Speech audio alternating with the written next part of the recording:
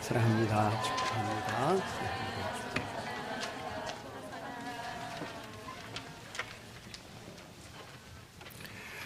예수님께서 성장하신 나사렛 동네에서 동남쪽으로 9.6km 떨어진 곳에 나인성이 있습니다.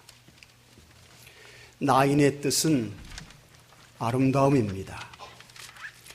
그렇게 나인성은 평온하고 아주 아름다운 곳이었습니다. 그 아름다운 동네에 한 여인이 살고 있었습니다. 그녀는 마음에 드는 한 남자를 만나고 그를 사랑했습니다. 그리고 결혼했어요. 얼마 후에는 아들이 태어났습니다. 소박하면서도 평범한 행복의 삶을 살고 있었습니다. 그렇게 행복한 날이 계속되기를 바라고 소원했지만 그 행복은 오래가지 못했습니다. 어느 날 갑자기 느닷없이 남편이 세상을 떠났습니다. 행복은 하루아침에 슬픔과 탄식으로 바뀌었습니다. 요즘 세상과는 달리 당시의 여자가 남편을 잃었다는 것은 그 시대의 문화와 환경으로 볼 때에 그것은 행복 끝, 불행 시작이었습니다. 엄청난 시련과 극심한 가난, 혹독한 고독함이 그를 기다리고 있었습니다. 그러니 이 여인이 얼마나 많은 눈물을 흘리며 하루하루를 살았을까? 우리가 생각하는 훨씬 그 이상의 눈물과 아픔이 이 여인에게 있었습니다. 그래도 그녀에게 한 가닥 희망이 있었습니다. 그 아들이 잘 크고 있었습니다. 그래서 그녀는 고생인 줄도 모르고 그 아들을 있는 힘을 다해서 잘 키웠습니다. 장성에 가는 아들을 보면서 어머니로서 마음이 든든했습니다. 제가 우리 가정의 기둥이다. 저 아들이 미래야. 제가 잘 크고 쟤만 잘 된다고 하면 나는 어떠하든지 괜찮아. 상관없어. 그렇게 그 아들이야말로 어머니에게는 위로이며 미래이고 희망이었습니다. 그러나 그것도 오래가지 못했습니다. 어찌된 일인지 그 아들마저 죽었어요. 세상에 어떻게 이런 일이 있을 수 있습니까? 세상 말로 남편 복이 없으면 자식 복도 없다는데 이 여인은 남편을 잃었고 그녀의 모든 꿈이요 기대요 미래이며 희망이었던 아들마저 잃었습니다. 설상가상입니다. 엎친 데 덮쳤어요. 그녀는 아들을 잃은 슬픔과 절망으로 더 이상 짜낼 눈물조차 없었습니다. 동네 사람들이 누구네 집 하나밖에 없는 아들이 죽었다는 소식을 듣고 모여들었습니다. 사람들은 속으로 말했을 것입니다. 아니, 저 여자가 무슨 죄를 많이 졌기에 저렇게 팔자가 셀까? 사람들이 수군거렸습니다. 정말 안 됐습니다. 너무 불쌍해요. 그 죽은 아들 시체를 마루에 눕혔습니다. 그리고 새 옷을 갈아입혔어요. 두 손을 배에 가지런히 놓았습니다. 그리고 관에 아들의 시체를 놓습니다. 어머니는 혼절할 정도였습니다. 이것이 이스라엘 나라의 입관식입니다. 장례 준비가 끝났습니다. 이스라엘은 당일에 장례식을 합니다. 동네 사람들이 죽은 청년이 누워있는 관을 메고는 나가는 것입니다. 장례 행렬 맨 앞쪽에는 여자들이 서게 되는 것입니다. 왜 여자들이 앞에 서느냐? 이 세상에 죽음이 들어온 것이 여자가 먼저 하나님의 명령을 어기고 범죄했기 때문이다 라고 하는 것을 보여주기 위해서 여자들이 맨 앞쪽에 서요. 남자들은 관을 메고 그 뒤를 따랐습니다. 이때 우리 예수님께서 많은 무리를 이끌고 나인성을 향해 오시고 있습니다. 예수님이 나인성 가까이 이르셨을 때 마침 그 장례 행렬이 성문을 빠져나오고 있습니다. 생명의 주가 되시는 예수님과 죽음의 만남이 이루어지고 있습니다. 그때에 예수님께서 그 많은 무리를 보실 때에 예수님의 시선에 다가오는 한 여인이 있었습니다. 관을 따라오면서 너무 슬피 우는 애통하며 눈물을 흘리며 통곡하는 그 여인이 있는 것입니다. 예수님께서 이 여인을 주목하고 보시는데 이 여인이 젊습니다. 나이가 젊어요. 그런데 그 여인이 너무나도 슬프고 애절하게 통곡하며 우는 것입니다. 예수님께서 그렇게 슬피 울며 뒤를 쫓는 여인을 주목해 보셨습니다. 그리고 예수님께서 그 모습을 보시고 이 장례가 보통 죽음이 아닌 것을 아셨습니다. 저 여인이 얼마나 슬플까? 그 마음이 얼마나 찢어질까? 얼마나 두려울까? 얼마나 자기 신세를 한탄하고 있을까? 예수님은 굳이 설명을 듣지 않아도 그 여인의 모든 형편과 처지를 다 아셨습니다. 그리고 그 여인의 괴로움과 아픔에 당신의 마음을 내주셨습니다. 이것이 예수님의 긍휼입니다. 여인이 불쌍했습니다. 너무 안 됐습니다. 예수님께서 그 여인에게 가셨습니다. 그리고 이렇게 말씀하셨습니다. 울지 말라. 울지 말라. 그 다음에 예수님께서 청년의 관에 손을 대셨습니다. 관을 메고 가던 장례 행렬이 멈췄습니다. 예수님께서 명령하셨습니다. 청년아, 내가 내게 말하노니 일어나라. 그러자 죽었던 청년이 관 속에서 일어났습니다. 말도 했습니다. 사람들이 그 모습을 보고 깜짝 놀랐습니다. 예수님께서 그 청년을 데리고 어머니 여인에게로 갔습니다.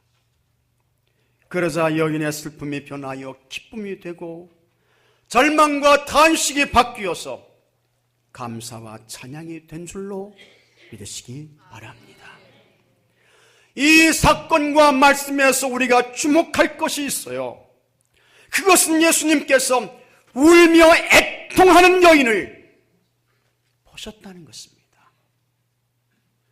울며 애통하는 그 여인, 그 여인에게 예수님께서 다가가셨던 것입니다. 인생은 고통과 슬픔의 파도가 몰아치는 거친 바다를 건너는 항해와 같습니다. 그러니 여러분, 어찌 눈물이 없을 수 있겠습니까? 인간은 태어날 때부터 울음으로 시작해요. 그리고 수고와 슬픔으로 이 세상을 사는 것입니다.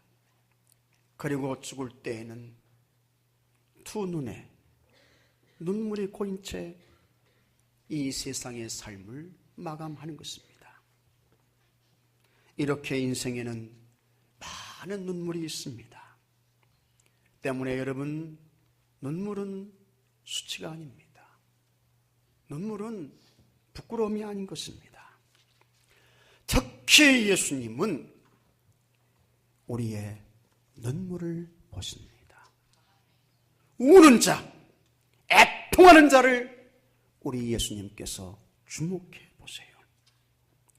여러분이 울고 있을 때에 예수님께서 여러분을 세밀하게 살피시고 우리 예수님의 긍휼의 눈으로 여러분 한 사람 한 사람을 바라보고 계시는 것을 깨닫고 아시기 바랍니다. 그래서 예수님께서 마태복음 5장 4절에 말씀하셨습니다. 애통하는 자는 복이 있나니 그들이 위로를 받을 것이며, 애통하는 자는 복이 있나니 그들이 위로를 받을 것이며. 예수님께서 우는 자를 세밀하게 살피십니다. 예수님께서 우는 자를 바라보고 계세요. 예수님께서 우는 자를 찾아오셔서 만나주십니다. 그래서 애통이 복이 되는 것입니다. 그러면 언제 우리가 애통하며 울어야 할까? 우리의 창자가 끊어지는 것 같은 슬픔으로 울어야 할 때가 있습니다. 첫째로 자기 죄에 대하여 애통해야 한다고 했습니다. 우리는 이미 예수님 믿고 예수님을 그리스도 주님으로 영접함으로 인해서 구원받았습니다. 하나님 자녀 됐어요. 그러나 여러분, 우리의 구원은 아직 완성된 것이 아닙니다. 그러기에 우리에게는 여전히 허물과 죄가 있습니다. 이와 같은 허물과 죄에 대한 진지한 애통이 있어야 하는 것입니다. 한 젊은이가 경건한 삶을 살아가고 있는 라비에게 찾아왔습니다. 그 라비에게 물었습니다. 선생님, 내가 어떻게 하면 경건한 삶, 바른 생활을 할 수 있습니까? 그는 그렇게 묻는 젊은이를 데리고 산으로 갔습니다. 그리고는 방금 심어놓은 나무를 뽑아보라고 했습니다. 방금 심어놓았으니까 너무 쉽게 뽑혔습니다. 그 다음에는 며칠 전에 심어놓은 나무를 뽑아보라고 했습니다. 약간 힘들었어요. 그러나 그 나무도 어렵지 않게 뽑았습니다. 그리고 그 다음에는 아주 오래된 나무를 뽑아보라고 했습니다. 나무는 꿈쩍도 하지 않았습니다. 못 뽑았습니다. 몇 번을 시도했지만 뽑을 수 없었습니다. 결국 젊은이는 오래된 나무를 뽑는 것을 포기했습니다. 이 모습을 지켜보던 라비가 말했습니다. 젊은이, 바로 그것일세. 방금 지은 죄를 회개하면 금방 돌이킬 수 있어. 그러나 오랫동안 반복된 죄를 회개하려면 그만큼 힘이 드는 것이야. 습관화된 죄는 뽑을 수가 없네. 우리는 하나님 앞에서 살고 있습니다. 하나님 앞에 있는 우리는 우리의 허물과 죄에 대하여 도망갈 수 없습니다. 피할 수 없습니다. 숨을 수도 없어요. 다윗은 시편 56편 8절에 이렇게 말씀했습니다. 나의 눈물을 주의 병에 담으소서. 다윗은 그의 허물과 죄에 대하여 그가 만난 위기와 환난 가운데에서 하나님께서 그의 눈물을 병에 담을 만큼 많이 애통하며 울었습니다. 많은 눈물을 흘렸어요. 하나님께서 그와 같은 다윗의 눈물을 보시고 그를 용서하셨습니다. 위기에서 구해주셨습니다. 그의 눈물이 변하여 노래가 되게 하시고 춤이 되게 하셨습니다. 여러분 자신의 허물과 죄에 대하여 진정으로 애통하며 즉시 바로 회개해서 우리 하나님께서 용서해 주시고 하나님께서 건져주시고 하나님께서 춤을 추게 하시는 은혜가 있게 되기를 바랍니다. 계속해서 언제 무엇 때문에 애통해야 할까?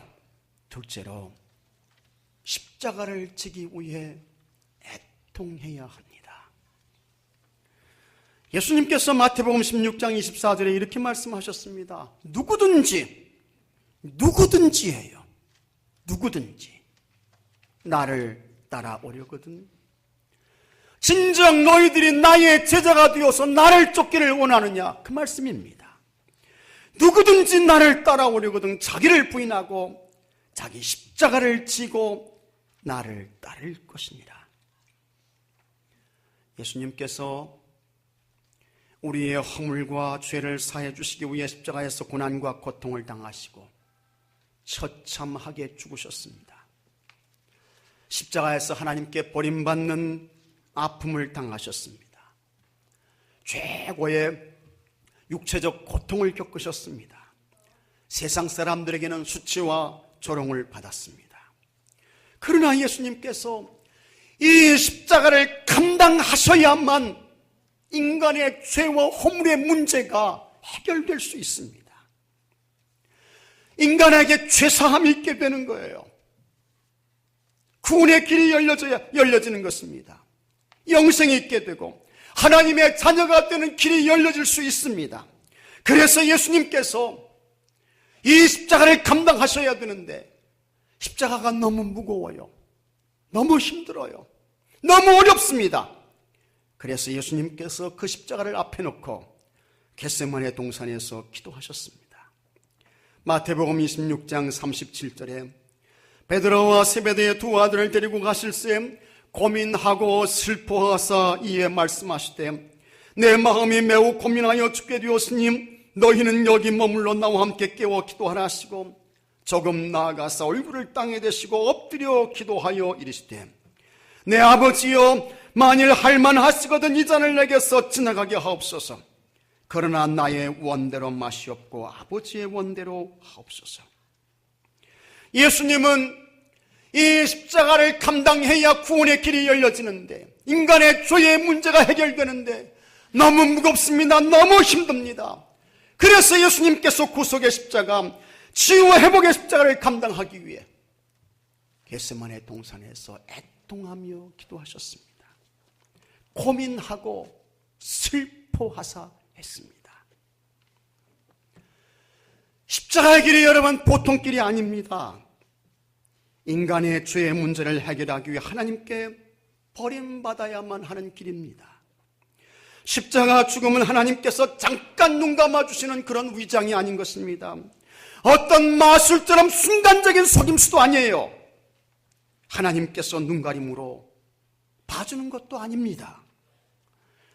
예수님께서 진짜 하나님께 버림받고 십자가에서 죽으셔야 합니다. 십자가에서 당하는 고통은 어떻습니까? 처절합니다. 가장 잔인하고 혹독합니다. 인류 역사에서 최고의 고통이며 아픔입니다. 예수님은 구원자입니다. 메시아입니다. 그분은 그리스도예요. 그런 예수님의 세상 사람들에게 온갖 조롱과 멸시를 당하며 죽는 것입니다. 그것도 하나님 되시는 예수님께서 완전히 십자가에 발가벗겨져서 시뻘건 피를 쏟으며 죽어야 합니다. 그런데 인류 구원의 길이 이것 하나밖에는 없습니다. 유일해요. 때문에 예수님은 그 십자가를 앞에 놓고 심한 통곡과 눈물로 애통의 기도를 하셨습니다.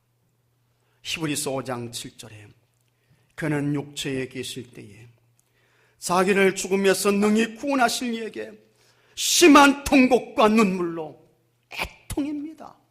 심한 통곡과 눈물, 애통이에요. 간구와 소원을 올렸고 그의 경건하심으로 말미암아 들으심을 얻었느니라.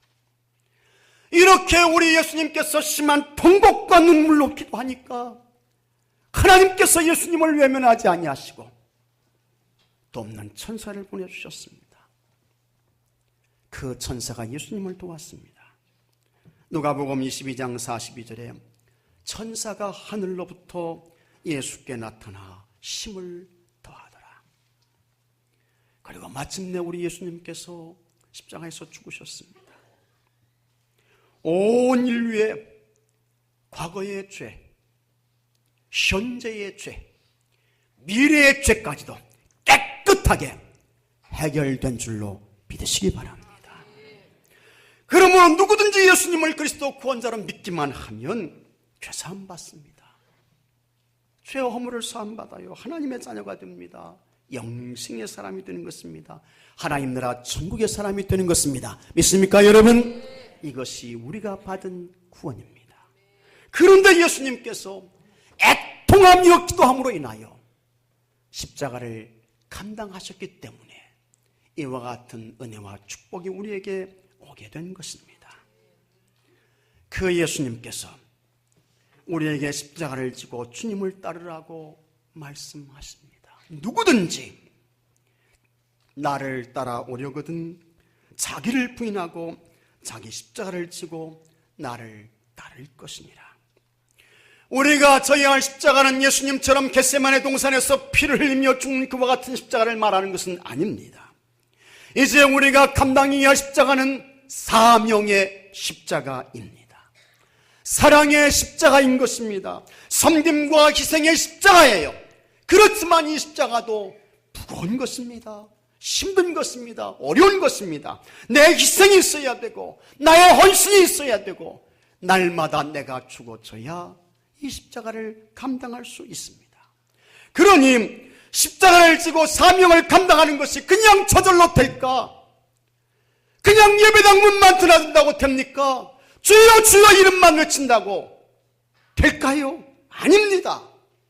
안 되는 것입니다. 애통하며 주님의 도움을 구해야지요.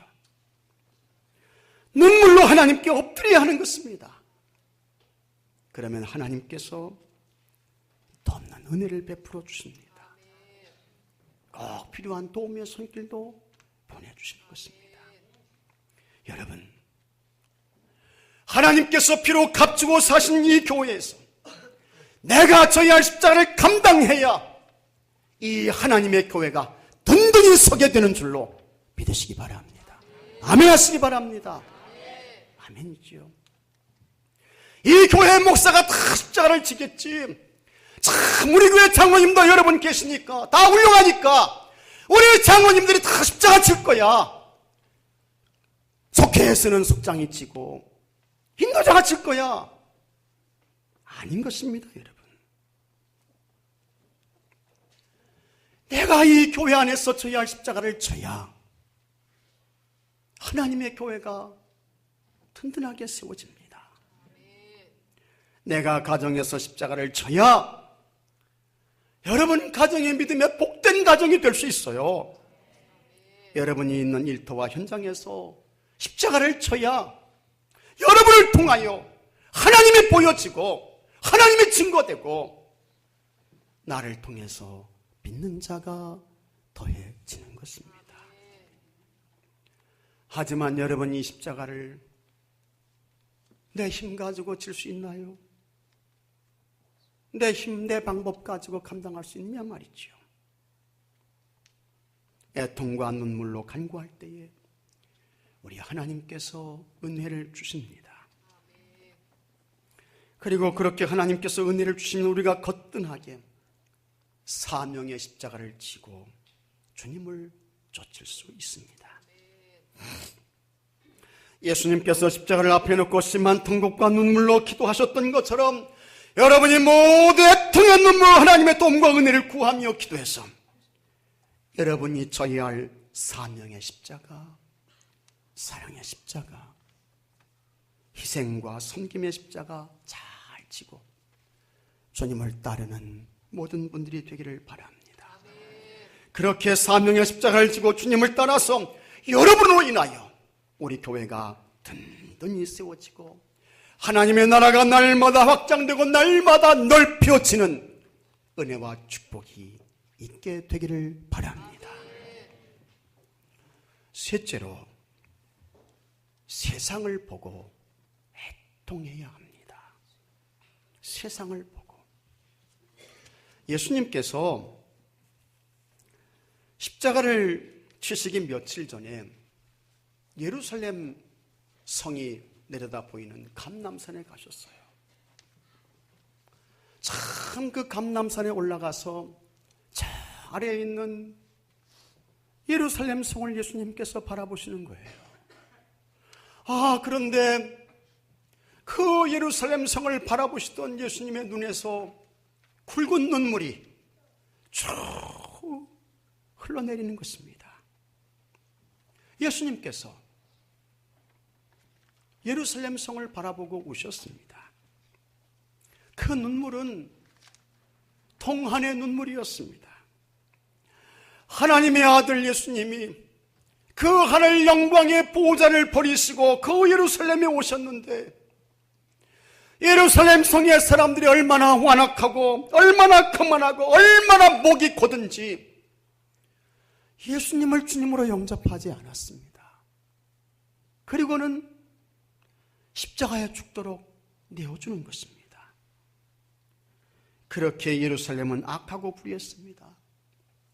그 예루살렘이 하나님의 심판을 받습니다. 앞으로 40년이 지나면 그 성이 망하게 된다는 거예요. 그 성이 망합니다. 누가복음 19장 43절에 날이 이를지라 내 원수들이 토둔을 쌓고 흙으로 높은 언덕을 쌓는다는 것입니다.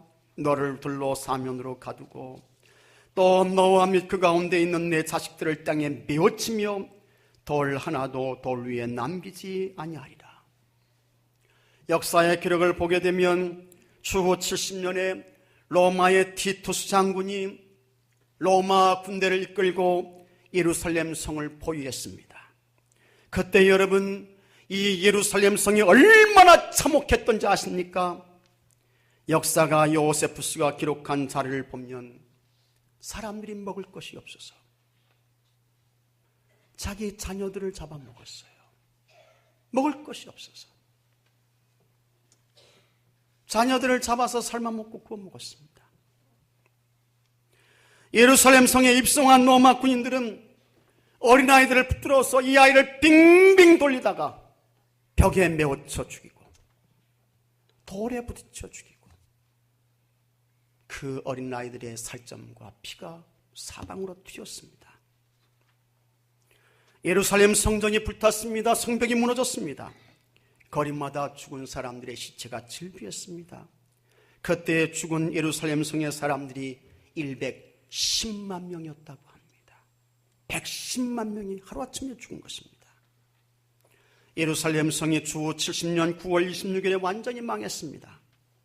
예루살렘 성이 세워진 지 1468년 6개월 만에 폐허가 되었습니다. 아브라함 때까지 거슬러 올라가면 2177년 만에 망한 것입니다. 예수님께서 그때의 처참한 상황을 미리 내다보시고 감람산에서 울며 굵은 눈물을 쏟으셨던 것입니다. 그렇게 우리도 여러분, 이 세상을 보고 애통해야 합니다. 이 나라와 이 사회, 이 백성들의 죄악을 보고 각성해서 우리가 애통하며 기도해야 한다고 하는 것입니다. 우리가 사는 세상이 얼마나 악하고 불의한지, 얼마나 추잡하고 얼마나 더러운지 우리는 잘 알고 있습니다. 뉴스를 보십시오. 신문을 보세요. 세상 돌아가는 이야기를 보십시오. 이 세상이 여러분 비친 세상입니다. 사람들도 다 미쳐가고 있어요. 이미 저주받은 세상처럼 보입니다. 요한복음 8장에 보면 가늠하다가 현장에서 잡힌 여인이 붙들렸습니다. 서기관들과 바리새인들이 이 여인을 예수님께로 데려왔습니다. 모세의 율법에 의하면 이 여인은 돌에 맞아 죽어야 하는 것이 마땅합니다. 그때 예수님께서 손가락으로 땅바닥에 이렇게 쓰셨습니다. 너희 중에 죄 없는 자가 먼저 돌로 치라. 그랬더니 돌을 들어서 가늠하다가 현장에서 잡혀서 이제 마땅히 죽어야 하는 그 여인에 대하여 돌을 향해 던지려고 했는데 다 양심의 가책을 받고 너희 중에 먼저 죄 없는 자가 돌을 치라. 이 예수님의 말씀을 듣고 양심의 가책을 받아서 어른들로부터 시작해서 젊은이들까지 다 흩어졌다고 했습니다. 다 사라졌어요. 적어도 이때까지만 해도 사람들은 양심의 가책이 있었습니다. 그러나 지금의 세상은 사람들이 거의 양심의 가책을 느끼지 않습니다. 어떤 사람이 소를 훔쳤습니다. 재판을 받는데 재판장이 왜 소를 훔쳤냐고 물었습니다. 그랬더니 소를 훔친 사람이 다음과 같이 말했습니다. 소를 훔친 것이 아니라 길을 가다가 새끼줄이 있어서 가지고 와서 보니